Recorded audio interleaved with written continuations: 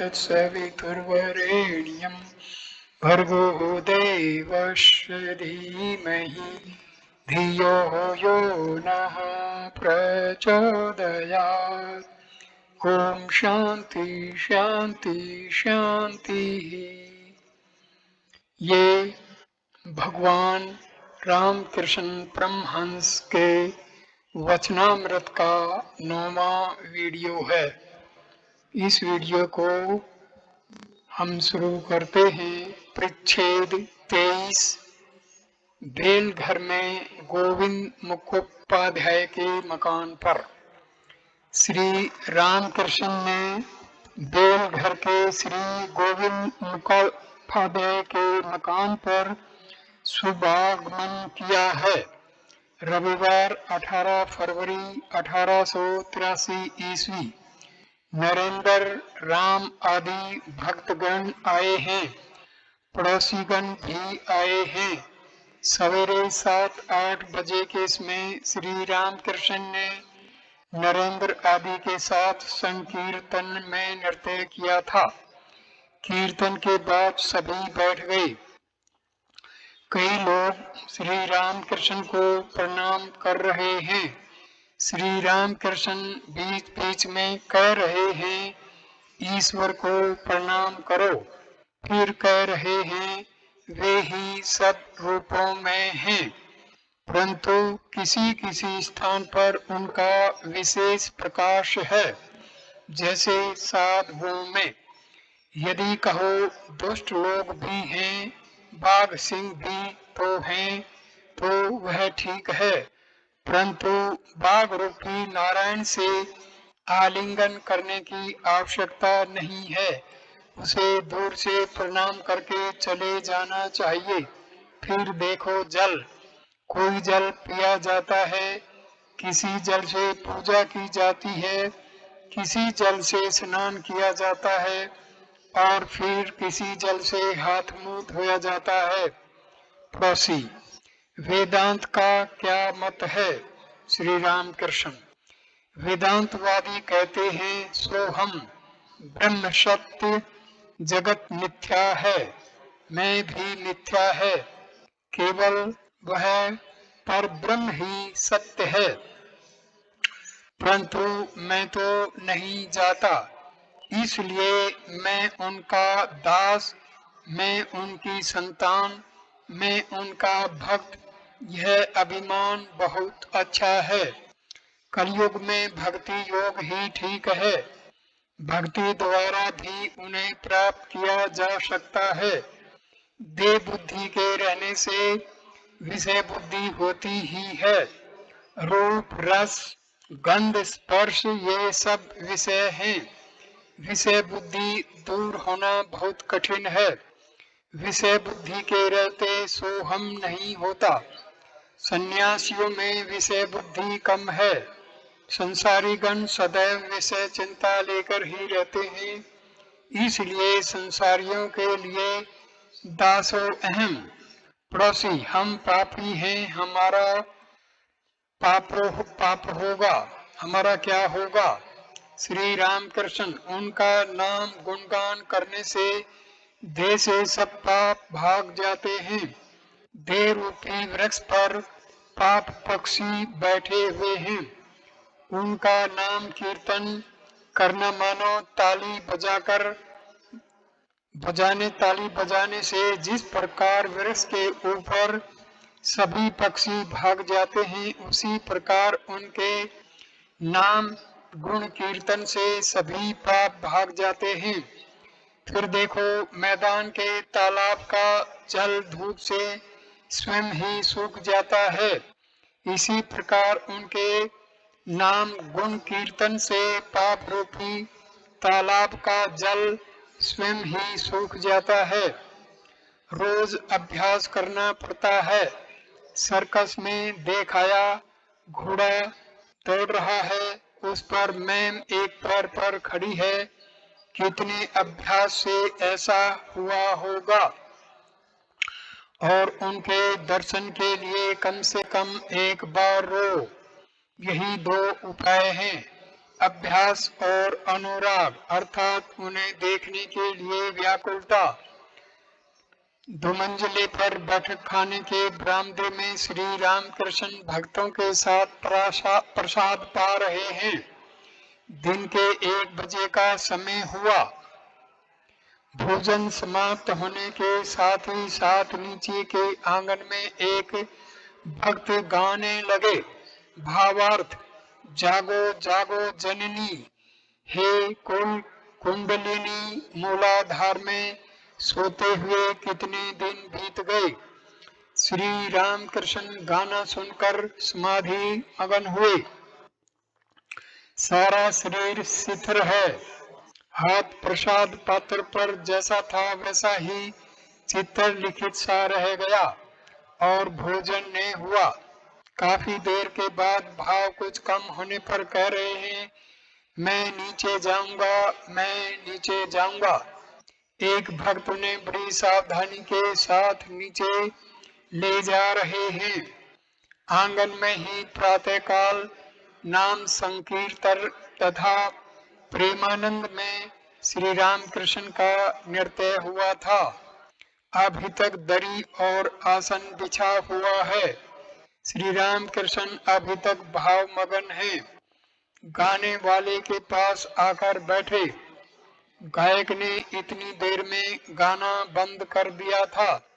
श्री रामकृष्ण दीन भाव से कह रहे हैं, भाई और एक बार माँ का नाम सुनूंगा। गायक फिर गाना गा रहे हैं। भावार्थ: जागो जागो जननी, हे कुल कुंडलिनी, मूलाधार में निद्रिता अवस्था में कितने दिन बीत गए। अपनी कार्य सिद्धि के लिए मस्तक की ओर चलो, जहाँ सहस्रदल पद में परमशिव विराजमान है। हे माँ चैतन्य रूपिणी, षट चक्र को भेद कर मन के खेद को दूर करो।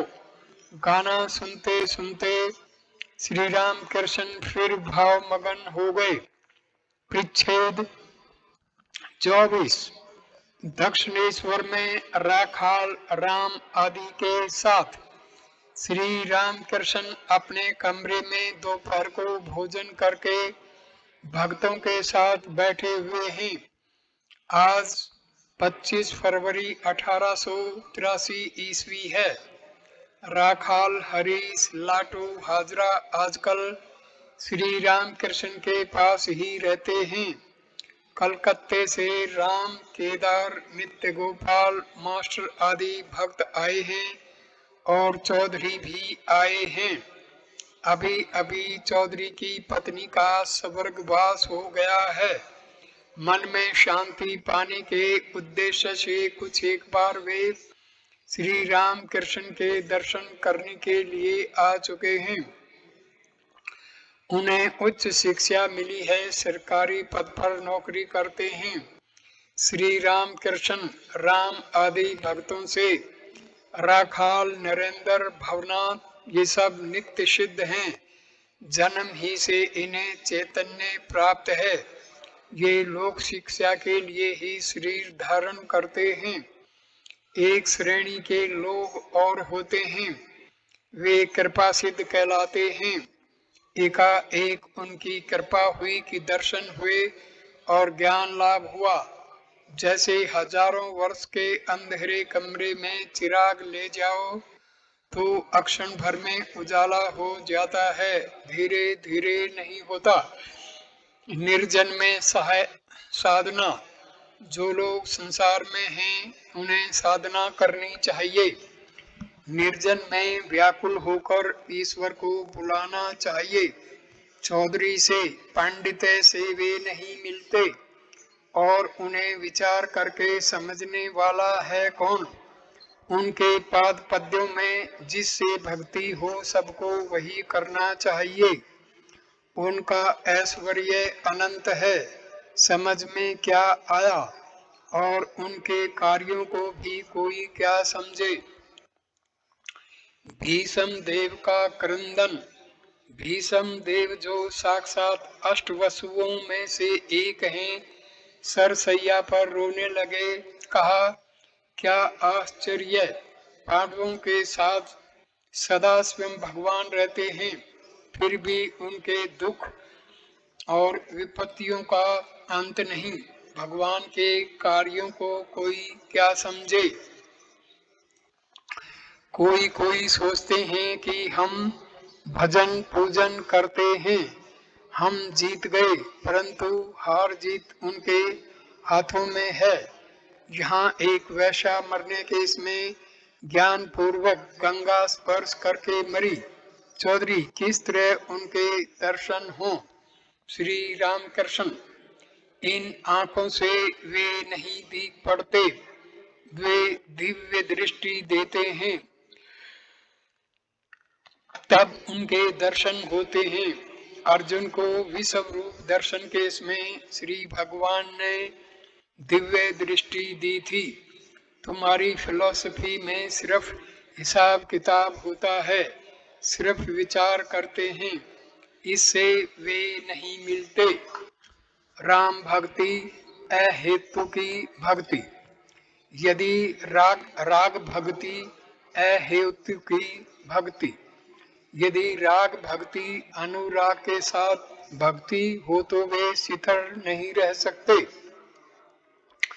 भक्ति उनको उतनी ही प्रिय है जितनी बैल को सानी। राग भक्ति, शुद्धा भक्ति, अहेतु की भक्ति, जैसे प्रहलाद की। तुम किसी बड़े आदमी से कुछ चाहते नहीं हो, परंतु रोज आते हो, उन्हें देखना ही चाहते हो। पूछने पर कहते हो, जी कोई काम नहीं है, बस दर्शन के लिए आ गया। इसे अहेतु की भक्ति कहते हैं। तुम ईश्वर से कुछ चाहते नहीं, सिर्फ प्यार करते हो। यह कहकर श्री राम कृष्ण गाने लगे। गीत का मर्म यह है, मैं मुक्ति देने में कातर नहीं होता, किंतु शुद्धा भक्ति देने में कातर होता हूँ। मूल बात है ईश्वर में रागा अनुराग भक्ति और विवेक वैराग्य चाहिए। चौधरी, महाराज गुरु के न होने से क्या नहीं होता। श्री राम कृष्ण, सच्चिदानंद ही गुरु हैं। शव साधना करते समय जब ईश्वर दर्शन का मौका आता है, तब गुरु सामने आकर कहते हैं, यह देख अपना इष्ट। फिर गुरु इष्ट में लीन हो जाते हैं। जो गुरु हैं वे ही इष्ट हैं, गुरु मार्ग पर लगा देते हैं। अनंत का तो वर्त पर पूजा विष्णु की जाती है, उसी में ईश्वर का अनंत रूप विराजमान है। सर्वधर्म समन्वय। राम आदि भक्तों से यदि कहो किस मूर्ति का चिंतन करेंगे, तो जो मूर्ति अच्छी लगे उसी का ध्यान करना, परंतु समझना कि सभी एक हैं, किसी से द्वेष न करना चाहिए। शिव काली हरि सब एक ही के भिन्न भिन्न रूप हैं। वह धन्य है जिसको उनके एक होने का ज्ञान हो गया है। बाहर शैव, हृदय में काली, मुख में हरि नाम। कुछ कुछ काम क्रोध आदि के न रहने से शरीर नहीं रहता, परंतु तुम लोग घटाने ही की चेष्टा करना। श्री रामकृष्ण केदार को देखकर कह रहे हैं, ये अच्छे हैं, नित्य भी मानते हैं, लीला भी मानते हैं। एक और ब्रह्म और दूसरी ओर देव लीला से लेकर मनुष्य लीला तक। केदार कहते हैं कि श्री रामकृष्ण के रूप में भगवान मनुष्य देह धारण कर अवतीर्ण हुए हैं। सन्यासी तथा कामिनी नित्य गोपाल को देखकर श्री राम कृष्ण बोले, इसकी अच्छी अवस्था है। नित्य गोपाल से तुम वहां ज्यादा ने जाना, कहीं एक आध बार चले गए। भक्त है तो क्या हुआ, स्त्री है ने, इसीलिए सावधान रहना। सन्यासी के नियम बड़े कठिन हैं। उसके लिए स्त्रियों के चित्र देखने की भी मनाही है। यह संसारियों के लिए नहीं है। स्त्री यदि भगत भी हो तो भी उससे ज्यादा न मिलना चाहिए। जितेंद्रिय होने पर भी सन्यासी को लोक शिक्षा के लिए यह सब करना पड़ता है। साधु पुरुष का 16 आना त्याग देखने पर दूसरे लोग त्याग की शिक्षा लेंगे, नहीं तो वे भी डूब जाएंगे। सन्यासी जगत गुरु है। अब श्री राम कृष्ण और भक्तगण उठकर घूमने लगे। मास्टर प्रहलाद के चित्र के सामने खड़े होकर देख रहे हैं।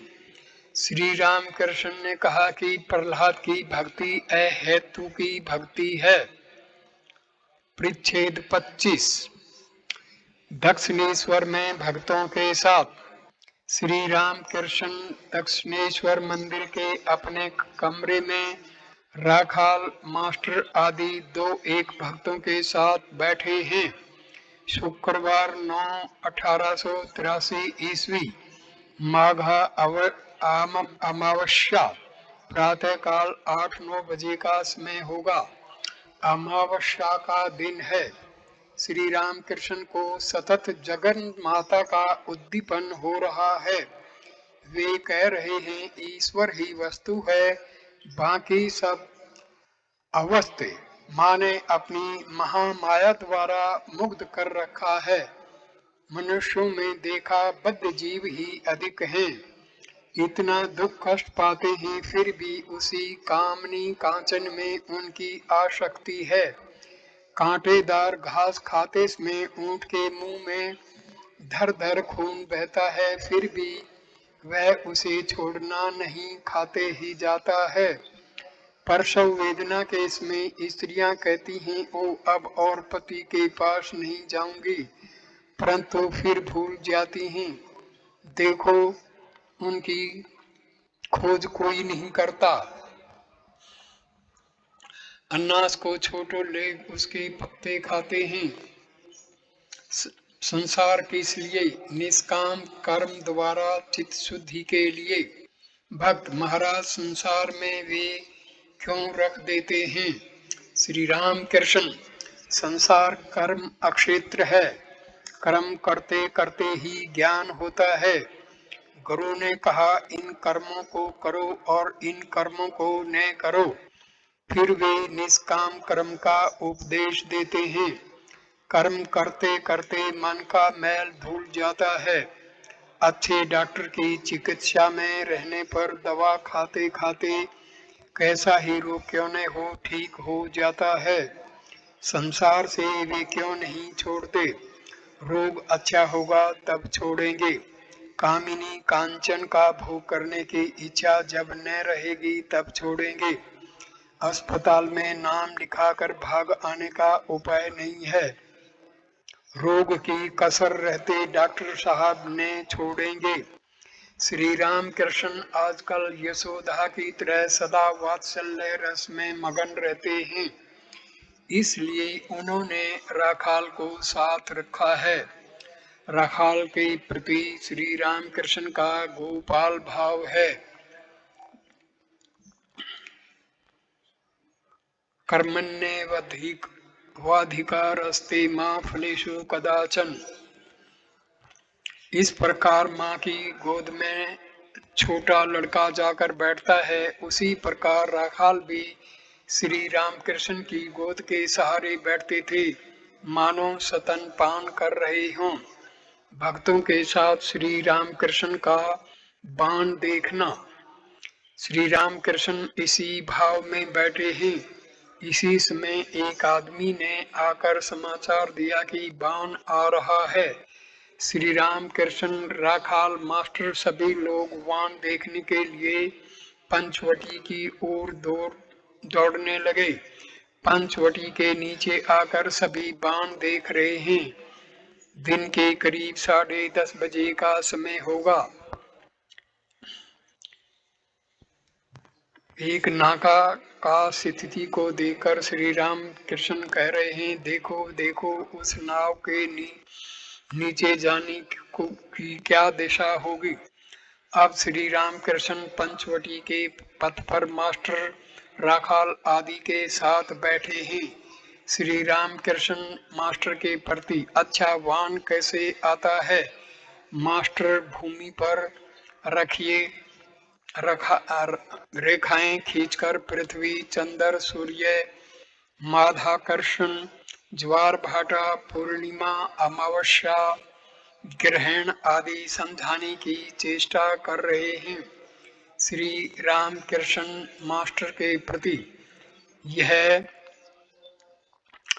यह बात समझा नहीं सका रहा हूँ।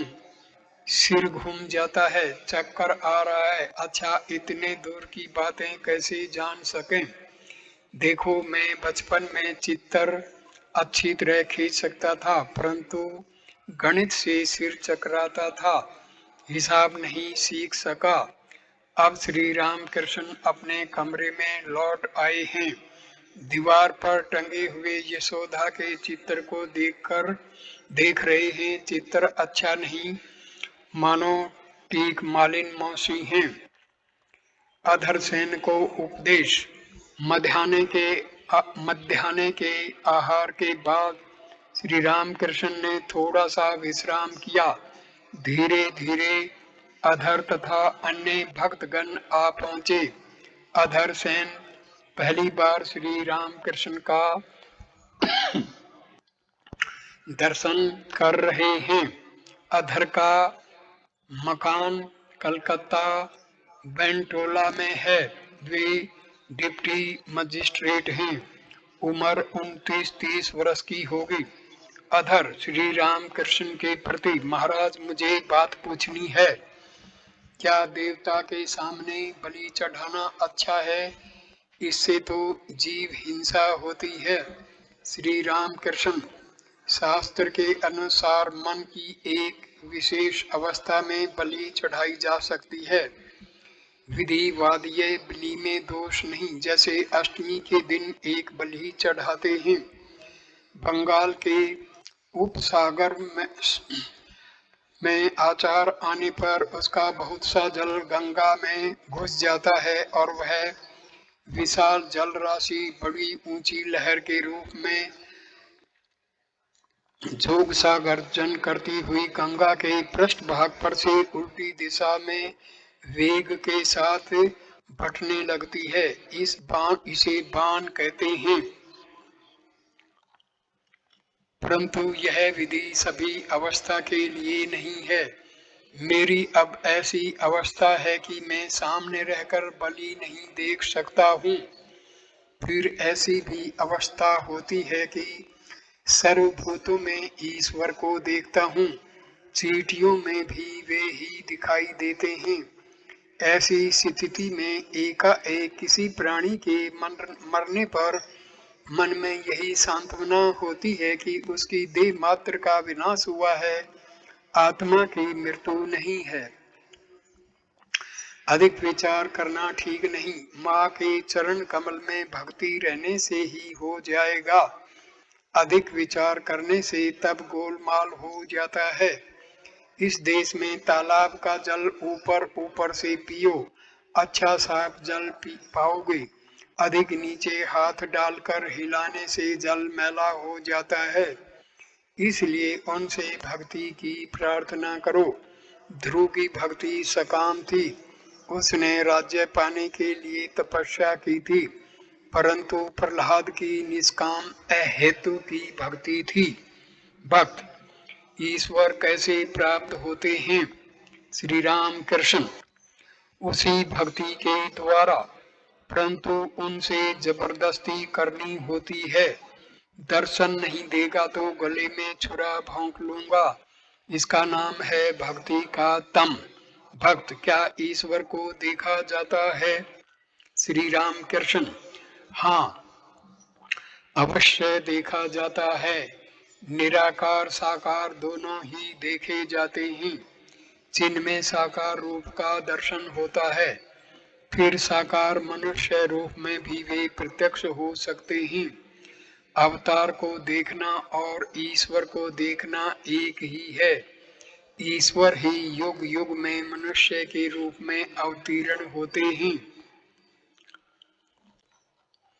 परिच्छेद 26 दक्षिणेश्वर में श्री रामकृष्ण का जन्मोत्सव। भाग 1। प्रभात में भक्तों के साथ काली मंदिर में आज श्री रामकृष्ण का जन्मोत्सव है। फाल्गुन की शुक्ला द्वितीय दिन रविवार 11 मार्च 1883 ईस्वी। आज श्री रामकृष्ण के अंतरंग भक्त उन्हें लेकर जन्मोत्सव मनाएंगे। सवेरे से भक्त एक एक करके एकत्र हो रहे हैं। सामने माता भवतारिणी का मंदिर है। मंगल आरती के बाद ही प्रभाती रागिनी में मधुर तान लगाती हुई नौबत बज रही है। बसंत का सुहावना मौसम है। लता वृक्ष नए कोमल पल्लवों में से लहराते हुए दिख पड़ते हैं। इधर श्री रामकृष्ण के जन्म दिन की याद करके भक्तों के हृदय में आनंद सिंधु उमड़ रहा है। चारों ओर आनंद समीरण बह रहा है। मास्टर ने देखा इतने सवेरे ही भवनाथ राखाल भवनाथ के मित्र कालीचरण आ गए हैं। श्री रामकृष्ण पूर्व वाले बरामदे में बैठे हुए इनसे प्रसन्नता पूर्वक वार्तालाप कर रहे हैं। मास्टर ने श्री रामकृष्ण को भूमिष्ठ हो प्रणाम किया। श्री रामकृष्ण मास्टर से तुम आए हो। भक्तों से लज्जा घृणा भय इन तीनों के रहते काम सिद्ध नहीं होता। आज कितना आनंद होगा, परंतु जो लोग भगवान नाम में मत होकर नृत्य गीत न कर सकेंगे उनका कहीं कुछ नहीं होगा। ईश्वरीय चर्चा में किसी लज्जा और कैसा भय। अच्छा अब तुम लोग गाओ। भवनाथ और काली कृष्ण गा रहे हैं। गीत इस आशय का है, हे आनंद में आज का दिन धन्य है। हम सब तुम्हारे सत्य धर्म का भारत में प्रचार करेंगे। हर एक हृदय में तुम ही विराजित हो। चारों ओर तुम्हारे ही पवित्र नाम की ध्वनि गूंजती है। भक्त समाज तुम्हारी स्तुति करते हैं। हे प्रभु, हमें धन जन और मान ने चाहिए, दूसरी कामना नहीं है। विकल जन तुम्हारी प्रार्थना कर रहे हैं। हे प्रभु, तुम्हारे चरणों में शरण ली तो फिर ने विपत्ति में भय है ने मृत्यु में। मुझे तो अमृत मिल गया। तुम्हारी जय हो। हाथ जोड़कर बैठे हुए मन लगाकर श्री रामकृष्ण गाना सुन रहे हैं। गाना सुनते सुनते आपका मन सीधे भाव राज्य में पहुंच गया है। श्री रामकृष्ण का मन सुखी दिया सलाई है। एक बार घिसने से उद्दीपना होती है। प्राकृत मनुष्यों का मन भीगी दिया सलाई है। कितनी ही घिसों पर जलती नहीं, क्योंकि वह विषया आसक्त है। श्री रामकृष्ण बड़ी देर तक ध्यान में लगे हुए हैं।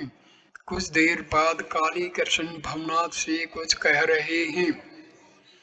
पहले हरि नाम या मजदूरों की शिक्षा। काली कृष्ण श्री रामकृष्ण को प्रणाम करके उठे। श्री रामकृष्ण ने विस्मित होकर पूछा, कहाँ जाओगे? भवनाथ। कुछ काम है इसलिए वे जा रहे हैं। श्री रामकृष्ण, क्या काम है? भवनाथ। श्रम जीवियों के शिक्षालय में बड़ा नगर वर्किंग मेंस इंस्टीट्यूट जा रहे हैं। श्री रामकृष्ण, भाग्य ही में नहीं है। आज हरि नाम कीर्तन में कितना आनंद होता है, देखा नहीं उसके भाग्य ही में नहीं था। दूसरा भाग, जन्मोत्सव में भक्तों के संग सन्यासियों के कठिन नियम। दिन के 8:30 या 9 बजे होंगे। श्री रामकृष्ण ने आज गंगा में स्नान नहीं किया। शरीर कुछ अस्वस्थ है। घड़ा भरकर पानी बरामदे में लाया गया। भक्त उनको स्नान करा रहे हैं। नहाते हुए श्री रामकृष्ण ने कहा, एक लोटा पानी अलग रख दो। अंत में वही पानी सिर पर डाला। आज आप बड़े सावधान हैं। एक लोटे से ज्यादा पानी सिर पर नहीं डाला। स्नान के बाद मधुर कंठ से भगवान का नाम ले रहे हैं। धोया हुआ कपड़ा पहने एक दो भक्तों के साथ आंगन से होते हुए काली माता के मंदिर की ओर जा रहे हैं। मुख से लगातार नाम उच्चारण कर रहे हैं। चितवन बाहर की ओर नहीं है। अंडे को सेते में चिड़िया की दृष्टि जिस प्रकार होती है, उसी के सदृश हो रही है। काली माता के मंदिर में जाकर आपने प्रणाम और पूजा की। पूजा का कोई नियम न था। गंध पुष्प कभी माता के चरणों में देते हैं और कभी अपने सिर पर। अंत में माता का निर्माल्य सिर पर रख भावनाथ से कहा, यह लो डाब। माता का प्रसादी डाब था। फिर आंगन से होते हुए अपने कमरे की तरफ आ रहे हैं। साथ में भवनाथ और मास्टर हैं। भवनाथ के हाथ में डाब है। रास्ते की दाहिनी ओर श्री राधा कांत का मंदिर है, जिसे श्री रामकृष्ण विष्णुधर कहा करते थे। इन युगल मूर्तियों को देखकर आपने भूमिष्ठ हो प्रणाम किया। बाईं ओर 12 शिव मंदिर थे। शिव जी को हाथ जोड़कर प्रणाम करने लगे। अब श्री रामकृष्ण अपने डेरे पर पहुंचे। देखा कि और भी कई भगत आए हुए हैं। राम, नित्य गोपाल, केदार, चटर्जी आदि अनेक लोग आए हैं। उन्होंने श्री रामकृष्ण को भूमिष्ठ हो प्रणाम किया। आपने भी उनसे कुशल प्रश्न पूछा। नित्य गोपाल को देखकर श्री रामकृष्ण कह रहे हैं, तू कुछ खाएगा? ये भक्त उस समय बालक के भाव में थे। इन्होंने विवाह नहीं किया था। उम्र 23-24 वर्ष की होगी। ये सदा भाव राज्य में रहते थे और कभी अकेले कभी राम के साथ प्राय श्री राम कृष्ण के पास आया करते थे। श्री राम कृष्ण इनकी भावावस्था को देखकर इनसे बड़ा प्यार करते हैं और कभी कभी कहते हैं कि इनकी परमहंस की अवस्था है, इसलिए आप इनको गोपाल जैसे देख रहे हैं। भक्त ने कहा, खाऊंगा। उनकी बातें ठीक एक बालक की सी थी। नित्य गोपाल को उपदेश। त्यागी के लिए स्त्रीलिंग पूर्णतया निर्विघ्न। खिलाने के बाद श्री रामकृष्ण उनको गंगा की ओर अपने कमरे के गोल बरामदे में ले गए और उनसे बातें करने लगे। एक परम भक्त महिला, जिनकी उम्र कोई 31-32 वर्ष की होगी, श्री राम कृष्ण के पास अक्सर आती हैं और उनकी बड़ी भक्ति करती हैं। वे भी इन भक्त की अद्भुत भावावस्था को देखकर इन्हें अपने लड़के के भांति प्यार करती हैं और इन्हें प्राय अपने घर लिवा ले जाती हैं। श्री रामकृष्ण भक्त से, क्या तू वहां जाता है? नित्य गोपाल बालक की तरह, हाँ जाता हूँ, मुझे लिवा ले जाती है। श्री रामकृष्ण, अरे साधु सावधान, एक आध बार जाना बस, ज्यादा मत जाना, नहीं तो गिर पड़ेगा। कामिनी और कांचन ही माया है। साधु को स्त्रियों से बहुत दूर रहना चाहिए। वहाँ सब डूब जाते हैं। वहाँ ब्रह्मा और विष्णु तक लोट-पोट हो जाते हैं। भक्त ने सब सुना। मास्टर सवगत, क्या आश्चर्य की बात है। इन भक्त की परमहंस की अवस्था है, यह तो आप स्वयं ही कहते हैं। इतनी उच्च अवस्था होते हुए भी इनके पतन की आशंका है। साधुओं के लिए आपने क्या ही कठिन नियम बना दिए हैं। स्त्रियों के साथ अधिक मिलने जुलने से साधु का पतन होने की संभावना रहती है। यह उच्च आदर्श सामने न रहे तो भला जीवों का उद्धार कैसे हो। वह स्त्री तो भक्त ही है, फिर भी भय है। अब समझा श्री चैतन्य देव ने छोटे हरिदास को इतनी कठोर सजा क्यों दी थी।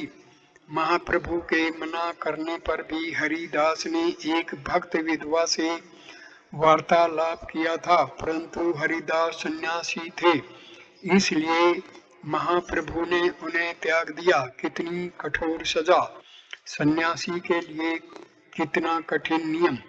फिर इन भक्त पर आपका कितना प्रेम है।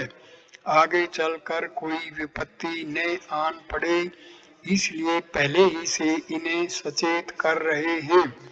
भक्तगण निस्तब्ध होकर साधु सावधान यह गंभीर वाणी सुन रहे हैं। भाग 3 साकार निराकार श्री राम कृष्ण की राम नाम में समाधि। अब श्री राम कृष्ण भक्तों के साथ अपने कमरे के उत्तर पूर्व वाले बरामदे में आ गए हैं।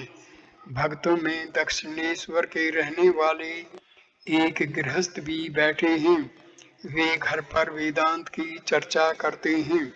श्री राम कृष्ण के सामने वे केदार चटर्जी से शब्द ब्रह्म पर बातचीत कर रहे हैं। श्री राम कृष्ण और अवतारवाद, श्री राम कृष्ण और धर्म समन्वय। दक्षिणेश्वर वाले यह अनाहत शब्द सदैव अपने भीतर और बाहर हो रहा है। श्री राम कृष्ण केवल शब्द होने से ही तो सब कुछ नहीं हुआ, शब्द का एक प्रतिपाद्य विषय भी तो होना चाहिए। तुम्हारे नाम ही से मुझे थोड़े ही आनंद होता है, बिना तुमको देखे 16 आने आनंद नहीं होता। दक्षिणेश्वर वाले वह शब्द ही ब्रह्म है, अनाहत शब्द। श्री राम कृष्ण केदार से आह समझे तुम, इनका ऋषियों का सा मत है। ऋषियों ने श्री रामचंद्र से कहा, राम हम जानते हैं कि तुम दशरथ के पुत्र हो। भारद्वाज आदि ऋषि भले ही तुम्हें अवतार जानकर पूजें, पर हम तो अखंड सच्चिदानंद को चाहते हैं। यह सुनकर राम हंसते हुए चल दिए। केदार ऋषियों ने राम को अवतार नहीं जाना तो वे ना समझ थे। श्री राम कृष्ण गंभीर भाव से, तुम ऐसे मत कहना। जिसकी जैसी रुचि और जिसके पेट में जो चीज पचे। ऋषि ज्ञानी थे, इसलिए वे अखंड सच्चिदानंद को चाहते थे, पर भक्त अवतार को चाहते हैं। भक्ति का स्वाद चखने के लिए ईश्वर के दर्शन से मन का अंधकार हट जाता है। पुराणों में लिखा है कि जब श्री रामचंद्र सभा में पधारे, तब वहां मानो 100 सूर्यों का उदय हो गया। तो प्रश्न उठता है कि सभा में बैठे हुए लोग जल क्यों नहीं गए। इसका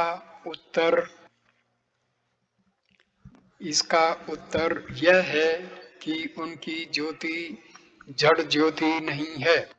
सभा में बैठे हुए सब लोगों के हृदय कमल खिल उठे। सूर्य के निकलने से कमल खिल जाते हैं।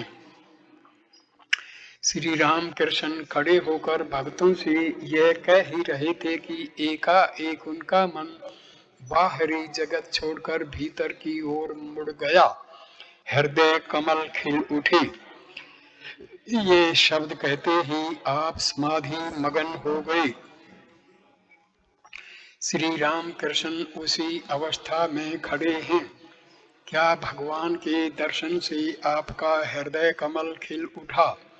बाहरी जगत का कुछ भी ज्ञान आपको नहीं है। मूर्ति की तरह आप खड़े हैं। मुंह उज्ज्वल और साहस से है। भक्तों में से कुछ खड़े और कुछ बैठे हैं। सभी निर्वाक होकर टकटकी लगाए प्रेम राज्य की इस अनोखी छवि को, इस अपूर्व समाधि दृश्य को देख रहे हैं। बड़ी देर बाद समाधि टूटी। श्री राम कृष्ण लंबी सांस छोड़कर बारंबार राम नाम उच्चारण कर रहे हैं। नाम के प्रत्येक वर्ण से मानो अमृत टपक रहा है। श्री राम कृष्ण बैठे। भक्त भी चारों तरफ बैठकर उनको एकटक देख रहे हैं। श्री राम कृष्ण भक्तों से जब अवतार आते हैं तो साधारण लोग उनको नहीं जान सकते। वे छिपकर आते हैं।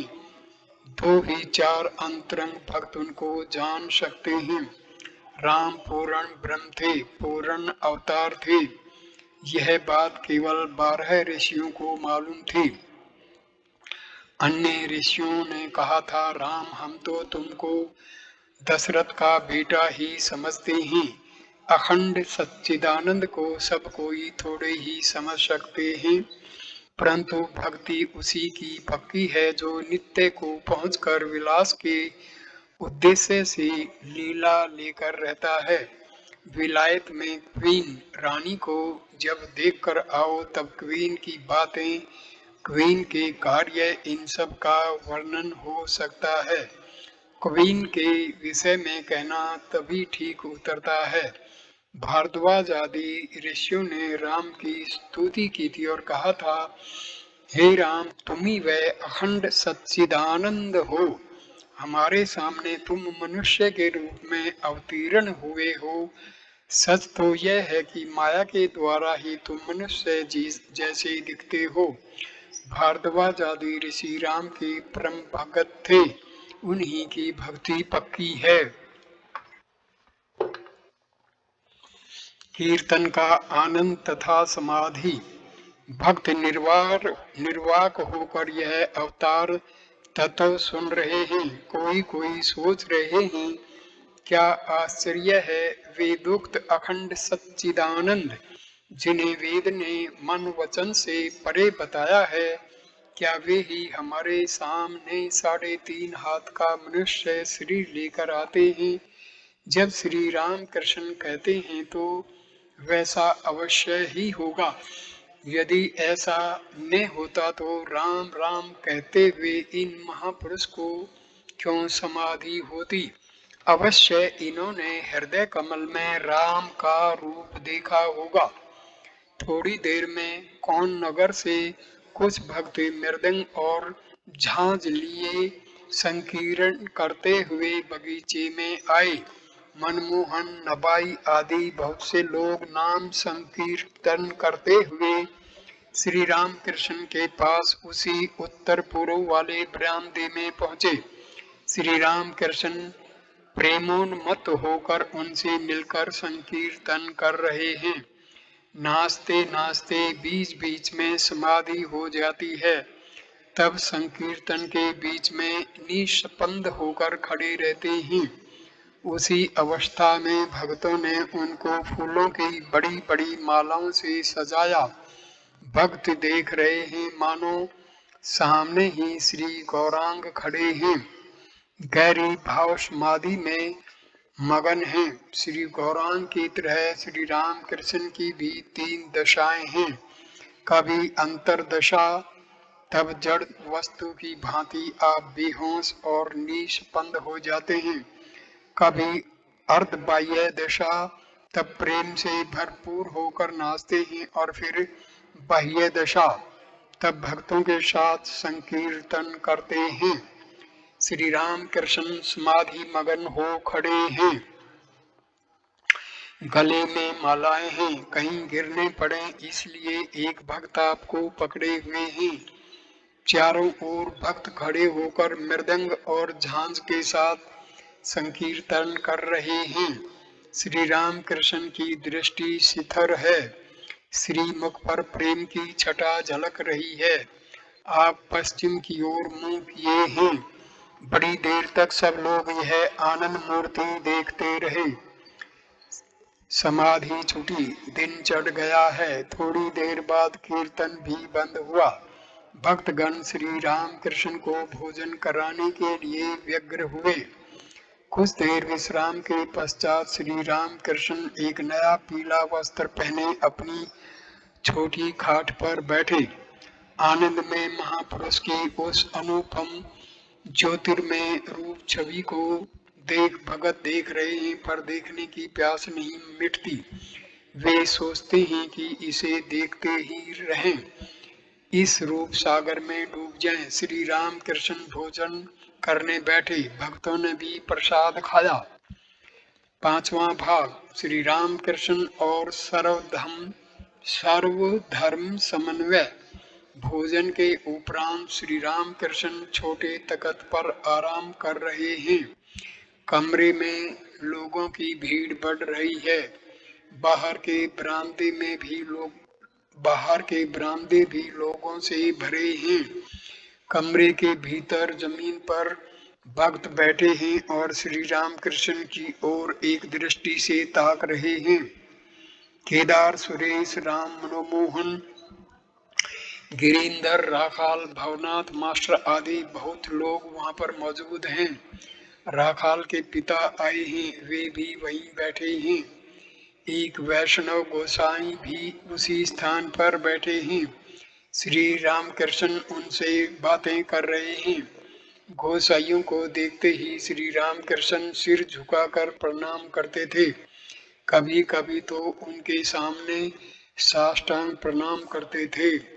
नाम महामत्य अथवा अनुराग। श्री रामकृष्ण, अच्छा तुम क्या कहते हो, उपाय क्या है? गोसाई जी, नाम से ही सब कुछ होगा।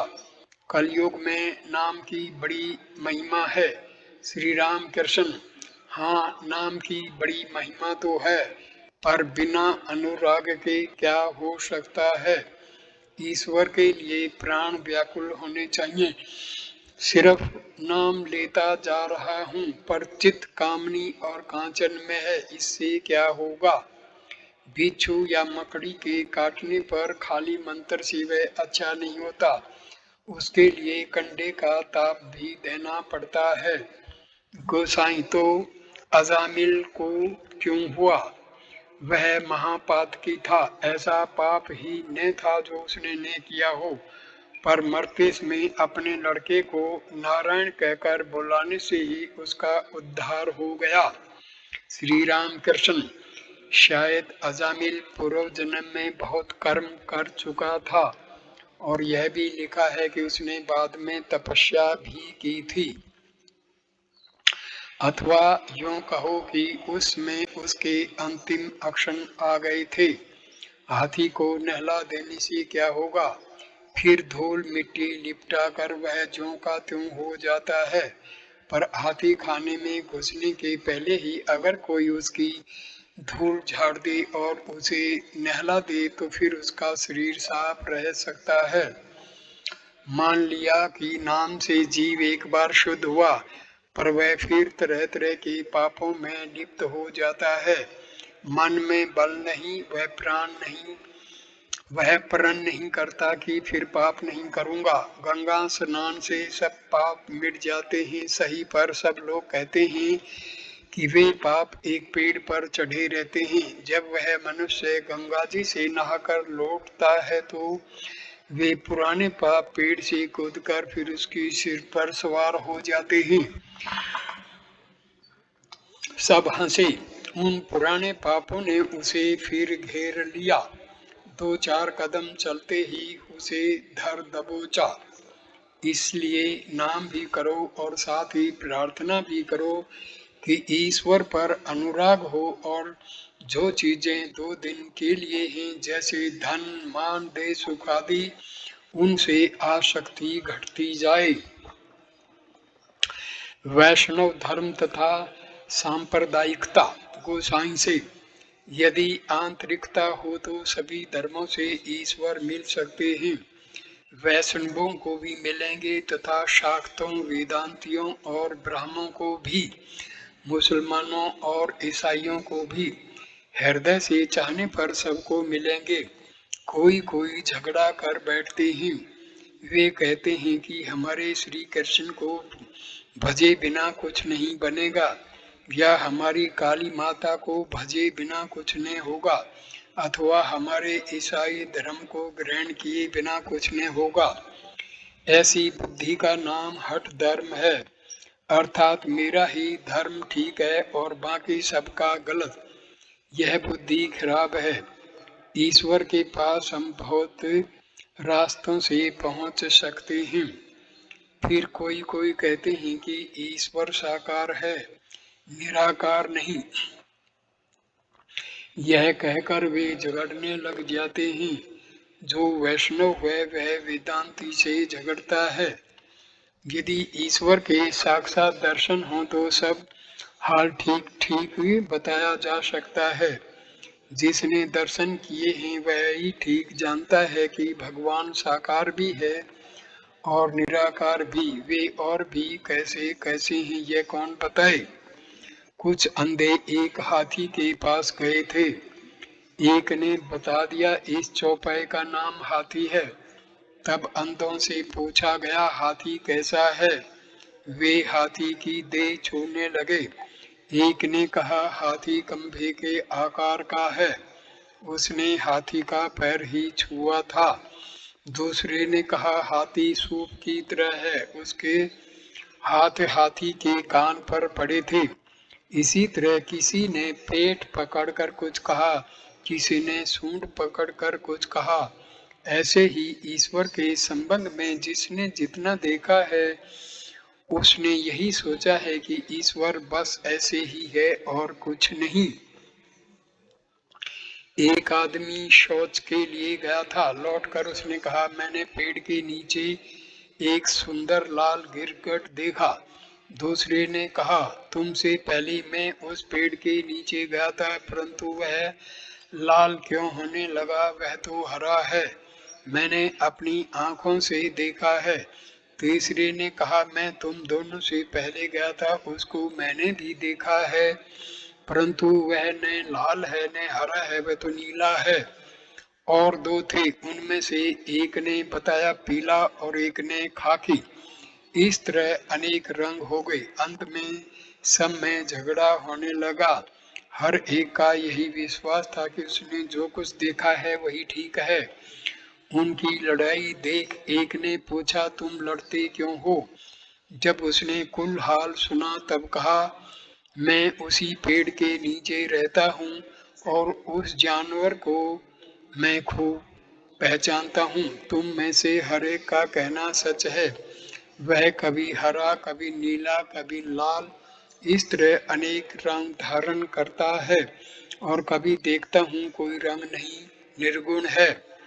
साकार अथवा निराकार। गोस्वामी से ईश्वर को सिर्फ साकार कहने से क्या होगा। वे श्री कृष्ण की तरह मनुष्य रूप धारण करके आते हैं, यह भी सत्य है। अनेक रूपों से भक्तों को दर्शन देते हैं, यह भी सत्य है। और फिर वे निराकार अखंड सच्चिदानंद है, यह भी सत्य है।